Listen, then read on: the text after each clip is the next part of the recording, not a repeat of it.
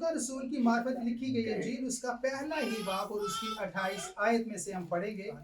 और फरिश्ता ने उसके पास अंदर आकर कहा, सलाम तुझको जिस पर फजल हुआ है, खुदावंद तेरे साथ है। वो जो ये हम बचपन से जब से हमने होश संभाली, हम हर क्रिसमस पे जाके या क्रिसमस सीजन में ये वाली वर्सेस ही हम सुनते हैं, इनके ऊपर कलाम सुनते हैं। इनमें से अंदर से मैं चीजें आपको जरूर निकाल के बताना चाहूंगा। क्या हुआ है? तुझ पर फजल हुआ है। मुकस्सा मरियम के ऊपर फजल कब हुआ? फजल कब हुआ? जब खुदावंद यीशु मसीह उसके बातन में, उसके रहम में खुदावंद यीशु मसीह आ गए। किसकी कुव्वत से? जिंदा खुदा की कुव्वत से। और मैंने पहले भी आपको बताया कि खुदावंद यीशु मसीह आदम से लेके आज तक की दुनिया तक वो वाहिद इकलौते इंसान है, क्योंकि वो खुदा भी है और मुकम्मल इंसान भी है, जो औरत की नस्ल से पैदा हुए। आप और मैं और सारी किसकी नस्ल होते हैं? मर्द की नस्ल। कोई भी औरत की नस्ल नहीं, लेकिन हमारा खुदावंद यीशु मसीह किसकी नस्ल है? औरत की, क्योंकि वो कंवारी से पैदा हुए थे। तो खुदा ने क्या कहा कि तुझ पर क्या हुआ है? फजल हुआ है। किस वजह से फजल हुआ है? क्योंकि उसके बदन में, उसके रहम में खुदा ने अपने बेटे को पनपने के लिए, हम जैसा बनने के लिए उसके बदन में खुदावंद यीशु मसीह को डाल दिया। Praise God. तो क्या हुआ उसके ऊपर?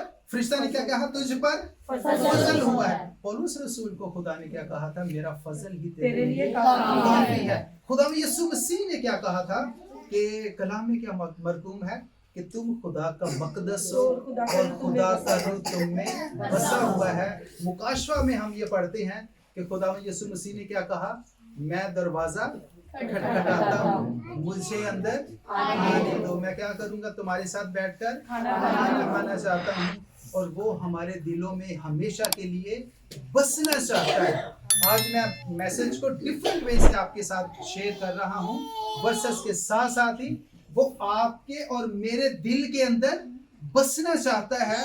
कितने हैं आप में से जो खुदावंद यीशु मसीह को अपने अंदर नए सिरे से पैदा करना चाहते हैं? जरा हाथ खड़ा कीजिए। Praise God. सारे हाथ खड़ा करें ताकि आपके अंदर, मैं बताना चाहता हूँ, आप अपने हाथ खड़े रखिए इसी वक्त। जब खुदावंद यीशु मसीह आपके अंदर आ जाएगा और वो पनपना शुरू कर देगा, उसका कलाम आपके अंदर बढ़ना शुरू कर देगा, तो जैसे मुकस्सा मरियम के ऊपर फजल हुआ था, तो क्या आपके ऊपर फजल ना हो? जोरदार तालियों से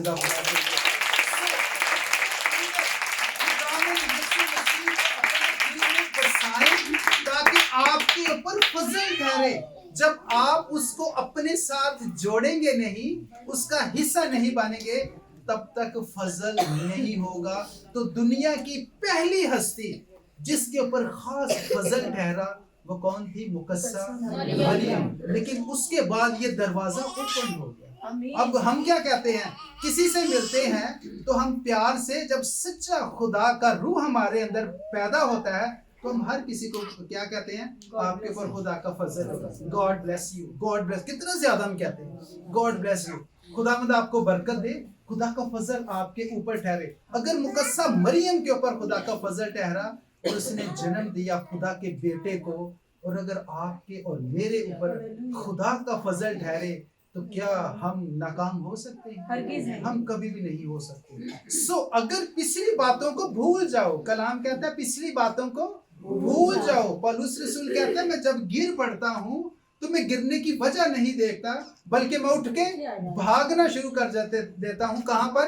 उस मंजिल के लिए जिसके लिए उसने मुझे पकड़ा है। आप अपनी जिंदगी में, अगर आज खुदावंद आपसे दूर है, अगर इब्लीस ने आपकी जिंदगी में डेरा किया हुआ, किस तरीके से इब्लीस डेरे करता है? परेशानी आपकी जिंदगी में है तो सोच रही इब्लीस आपके अंदर है। अगर तंगी, अगर बीमार, क्या खुदा को आप अपने साथ लेके बीमार हो सकते हैं? क्या खुदा को आप अपनी जिंदगी में लेके तंग दस्त हो सकते हैं? मुफलिसी नहीं आ सकती, गुर्बत नहीं आ सकती, लड़ाई झगड़ा नहीं आ सकता, तफरका नहीं आ सकता। अगर हमारी जिंदगियों में ये सारी चीजें हैं, तो अजीजों, अब तक तो हमने खुदावंद यीशु मसीह को अपने दिल के अंदर उसका जन्म ही नहीं होना। हमें जरूरत है किस चीज की? कि जैसे मुकस्सा मरियम के ऊपर खुदा का फजल ठहरा, तो आप भी अपने अंदर, अपने दिलों के अंदर खुदा यीशु मसीह को जरूर पैदा कीजिए, ताकि आपके ऊपर भी उसका फजल ठहरे। और जब उसका फजल ठहरता है तो फिर क्या चीज मिलती है? क्या कहा था कि आसमान और जमीन का कुल इख्तियार मुझे दिया गया। तो आपके पास क्या? मैंने अभी कहा, अगर आपके पास सुबह के बाद दोपहर का खाना नहीं है, या एक बीमारी के बाद दूसरी बीमारी है, तो वो ही मैं वर्स को दोहरा रहा हूँ, क्या कि मुझसे जुदा होके तुम कुछ नहीं कर सकते। तो इन चीजों को जिंदगी में से कभी भी ना निकलने दिया कीजिए। ये पहला है, ये पहली बात है जो मैं आपको बता रहा हूँ। 3 बातें छोटी छोटी बतानी है। अपने दिलों में, अपनी जिंदगियों में, अपनी हस्तियों में खुदा यीशु मसीह को एक दफा फिर पैदा होने। वो पैदा ही होता क्या था? बादशाह था। और कौन सा बादशाह? अजली और अब्दी बादशाह। हमने पढ़ा था ना कि बादशाह हमेशा, पिछले संडे मैंने आपको बताया था बादशाह कौन होते थे? जो हमेशा बादशाह बनते हैं। बादशाह कभी भी पैदा नहीं होते। लेकिन खुदा का बेटा आपका और मेरा खुदा यीशु मसीह जब पैदा हुआ, तो मुकाशवा में आपको किसी को वर्ष याद है क्या लिखा हुआ था? उसकी रान के ऊपर क्या लिखा हुआ था? बादशाह का बादशाह और खुदाबंदों का खुदा। तो आप उसके साथ पेवस्त हैं। अगर आप उसके साथ नहीं जुड़े हुए होंगे तो अजीजों, ना तो क्रिसमस मनाने का कोई फायदा है, और ना ही नए सिरे से जब वो इस जमीन पर मरने के बाद जिंदा हुआ, यानी कि जो रेजरेक्शन डे है, क़यामत मसीह है, वो भी आपके लिए बेफायदा है। आज हम तहैया करें कि अगर क्रिसमस खुदा ने बहुत सारे, आप जानते होंगे, बहुत सारे पिछले साल में जो इन दिनों में आपके साथ थे, वो अभी आपके साथ नहीं। अगर खुदा ने आपको ये मौका दिया है, तो बिल्कुल क्रिसमस के बाद 7 दिन के बाद क्या शुरू हो जाता है? न्यू ईयर शुरू हो जाता है। तो मेरी दुआ है कि खुदा आपके अंदर अपने बेटे को नया जन्म दे, ताकि नया साल आप खुशी और खुरमी और खास तौर पर खुदामंदी के साथ गुजारें, ताकि आपकी जिंदगी में नए आने वाले साल में खुशहालियां आए। आइए हम आगे बढ़ते हैं खुदामंद के जिंदा कलाम में से। खूबसूरत, बहुत खूबसूरत चीज सुनिए। उसके बाद इसी की लूका, जो मैंने आपको एक वर्ष चैप्टर 1 और 28वीं वर्ष कही, अगर हम 38वीं वर्ष पे चले जाएं तो वहां पे देखें खुदा की जिंदा कलाम में लिखा हुआ है, कहा, देख मैं खुदावंद की बंदी हूँ, मेरे लिए तेरे कौल के मुवाफिक हो, मेरे लिए तेरे कौल के मुवाफिक हो। यानी कि जैसा तू मेरी जिंदगी से चाहता है, मैं उसके लिए रेडी हूँ। खुदावंद जिंदा खुदा, मैं हाजिर हूँ। वो परेशान थे, हम पढ़ते हैं कि मेरी तो शादी भी नहीं हुई, और हिस्ट्री की किताबें कहती हैं कि मरियम की उस वक्त उम्र भी जस्ट 13 से 14 साल, हद 15 साल, इससे ज्यादा वो बड़ी नहीं। तो उसके तो वहमो गमान में भी ना था कि अभी मेरी शादी होनी है और बच्चा होगा। तो वो बिल्कुल एक छोटी सी उम्र की लड़की। तो क्या है कि जब खुदा का कौल हमारे ऊपर उतरता है, यानी कि खुदा का कलाम हमें क्या सिखाता है, अगर आप अभी आज ये सोचते हैं कि खुदा का फजल मेरी जिंदगी के ऊपर हो, खुदा की रहमतें मेरे ऊपर नाजिल हों, तो हम क्या ये मुकस्सा मरियम की तरह कह सकते हैं ये वाला कि तेरे कौल के मुवाफिक हो, कि जैसा तू मेरी जिंदगी से चाहता है मैं वैसी ही बन जाऊं, या मैं वैसा ही बन जाऊं। मुकस्सा मरियम ने जैसे कहा, आप भी ये कोशिश करें कि खुदा के कौल के मुवाफिक आपकी जिंदगी ढल जाए। Praise God. तीसरी बात जो मैं आपको बताना चाहता हूं वो ये है कि इसराइल, उधर कलाम में लिखा हुआ है कि वो आए, हम मत्ती रसूल की मार्फत लिखी गई इंजील, उसका 2 बाब उसकी 6 आयत में पढ़ता हूँ, गौर से सुनिएगा, बहुत से के पास बाइबल नहीं है। ऐ बैतुल हम यहूदा के इलाके, तू यहूदा के हाकमों में हरगिज सबसे छोटा नहीं। क्या नहीं? सबसे छोटा नहीं। और कलाम में ये मरकूम है, क्या मरकूम है कि तुम कौन हो? शाही खानदानों का फिरका हो। आज जो बादशाह होता है उसे किसी भी मुमलकत का, किसी भी मुल्क का, किसी भी रियासत का, किसी भी इलाके का कौन सा बंदा समझा जाता है? सबसे आला और सबसे बड़ा। जब वो गुजरता है तो लोग साइडें छोड़ देते हैं, اور غور سے اس کو دیکھتے ہیں اور ان کو عزت دیتے ہیں. ٹھیک ہے, تو آپ ذرا یہ دیکھیے کہ کیا آپ کو غیر قوموں میں, اپنی قوموں میں ایک دوسرے سے, بڑے چھوٹے سے عزت ملتی ہے؟ اگر عزت نہیں مل رہی تو اس کا مطلب کیا ہے کہ آپ شاہی خاندان کا فرقہ نہیں, آپ اس کا حصہ نہیں. یہ افسوس سے مجھے کہنا پڑتا ہے, خاص طور پر انڈو پاکستان کے لوگوں کے لیے. جو پاکستان میں لوگ ہیں, جو انڈیا میں لوگ ہیں, جو بنگلہ دیش میں لوگ ہیں, یہ ہمارے علاقے میں یہ پست حالت میں ہیں, بہت زیادہ پست حالت میں. گرچہ خدا نے تھامس جو توما تھا اس کو خدا نے اس والے علاقے میں بھیجا تھا. آپ اور میں خدا کا جو خاص چنا ہوا شاگرد تھا, اس نے ہمیں یہاں آ کر نصیحت پھیلائی تو ہمیں. لیکن آپ جانتے ہیں کہ دنیا میں سب سے زیادہ بابرکت ملک کون سا ہے؟ اسرائیل. کیونکہ وہ کون سی زمین ہے؟ نبیوں کی زمین ہے. آج دنیا میں سب سے امیر ملک امریکہ ہے, کیونکہ امریکہ میں سب سے زیادہ دنیا میں خدا کے خادم, خدا کی پرستش, خدا کا نام لینے والے سب سے زیادہ ہیں. تو ہمیں کیا ضرورت ہے کس چیز کی؟ کہ ہم اس کے ساتھ پیوست رہیں, ہم اس کے ساتھ جڑے رہیں, ہم محبت کم نہ ہونے دیں. وہ ہماری کیا, جیسس نے کیا کہا کہ میں تمہاری خوراک ہوں, میں زندگی کی کیا ہوں؟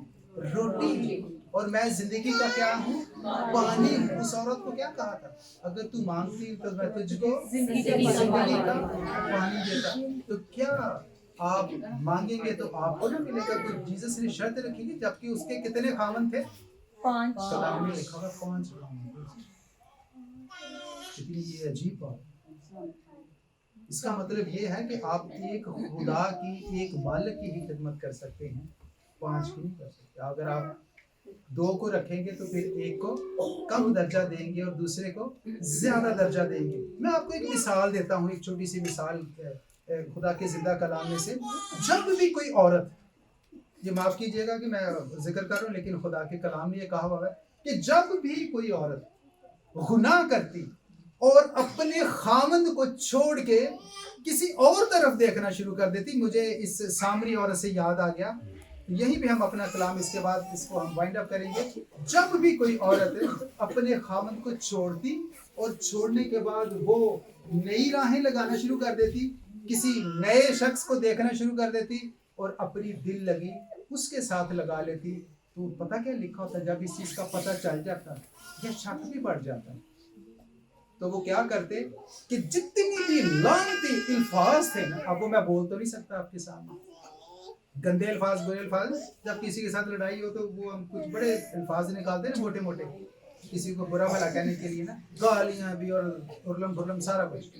تو وہ گندے ترین الفاظ ہوتے نا, یعنی کہ یہ سارے الفاظ کون سے ہوتے ہیں؟ کرسز, لعنت کے الفاظ. اس لیے کلام میں کیا لکھا ہے کہ گندی بات تیرے منہ سے نہ نکلے, وہ ہمیں پورا گندا کر دیتی ہے. تو وہ گندے گندے الفاظ جو برے لعنت سے بھرے تھے, ان کو کاغذ کے اوپر روشنائی کے ساتھ لکھتے. جب انہیں دیکھ لیتے کہ سارے گندے الفاظ لکھے گئے ہیں, پھر ایک پانی لیتے اور پانی میں اس کاغذ کو دھوتے,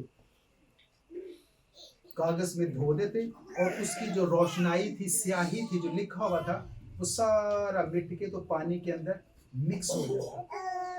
پانی کے اندر مکس ہوتا تو پھر وہ کیا کرتے, اس عورت کو کہتے پانی کو پی جا. جب وہ پانی پی لیتی تو اس کا مقصد یہ تھا, وہ یعنی کہ سسٹم یہ تھا کہ اب وہ جتنی بھی لعنتیں ہیں جو اس کے اوپر لکھی گئیں وہ پانی میں گھل گئیں, اور پانی میں گھل کے اس نے پی لی, اور وہ ساری لعنتیں اس کے جسم کے اندر چلی گئی, اور وہ عورت پراگندہ ہو گئی. اب وہ جس کے اندر لعنتیں چلی جائیں, کیا اسے برکت مل سکتی ہے؟ نہیں مل سکتی. اسے جیسے جو کوڑی تھے انہیں جماعت سے باہر نکال دیا جاتا تھا, اور جب کہیں سے بھی وہ گزرتے تو ادھر ہاتھ رکھ کے تو پھر کیا کہتے؟ ناپاک ناپاک ناپاک, کہ اس کے قریب نہ کوئی آئے. اتنی زیادہ سخت قوانین. تو اگر آپ کے اندر ناپاکی آ جائے گی تو پھر خدا آپ سے دور ہو جائے گا. ایونس کہ وہ اپنے بیٹے سے بھی جدا ہو گیا. خدا یسوع مسیح نے کہا نا اگر تو چاہے تو یہ پیالہ مجھ سے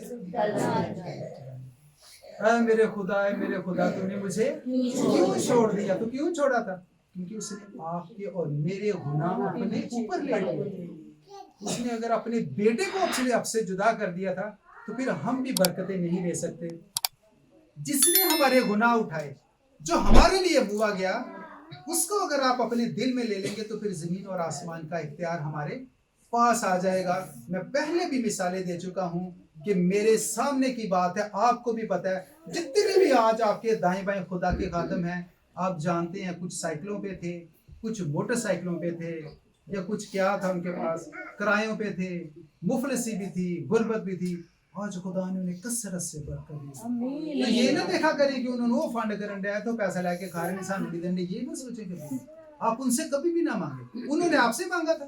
انہوں نے کس سے مانگا تھا؟ خدا سے. بھی پازیٹیو ہو کے رہیں اپنی زندگیوں میں تاکہ خدا آپ کو برکت دے. تو کیا میں نے آپ کو بتایا کہ وہ پھر جب کھا لیتی اس کو, وہ عورت اس کو پانی کو پی لیتی تو اس کا جسم پھول جاتا. پھول جانے سے مراد تھا کہ اس واقعہ ہی اس عورت نے گناہ کیا. پھر وہ سزا کی حقداروں کی, پھر وہ قربانی چڑھاتی, خدا سے معافی مانگتی, اس کی طلبگار ہو. لیکن آپ کو اور مجھے خدا یسوع مسیح نے کیا کہا کہ وہ والا پانی پینا ہے. اگر تو مانگتی میں تجھے زندگی کا پانی, لعنت کا پانی نہیں. اگر آپ خدا یسوع مسیح کو اپنی زندگی میں لیں گے, اپنے اندر پیدا کریں گے, تو پھر کیا کریں گے؟ نئی زندگی پائیں گے, خوشحالی پائیں گے. صرف یہی نہیں ہے کہ خدا کو اپنے اندر جناب یسوع یسوع یسوع ہیلیلویا.